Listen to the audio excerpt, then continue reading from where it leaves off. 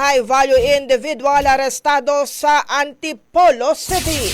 Brigada Justin Hoxon, ibrigada mo. Brigada Live Report.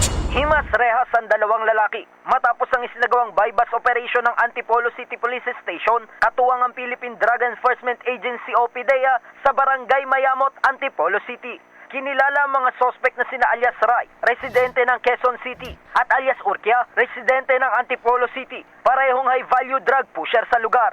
Nakumpiska sa mga ito ang higit 180 grams ng hininalang shabu na may tinatayang halaga na higit 1,200,000 pesos at isang caliber 40 na baril. Nasa kustodiya na ng pulisya ang mga sospek at nahaharap sa kasong paglabag sa Comprehensive Dangerous Drugs Act at iba pang kaugnay na kaso.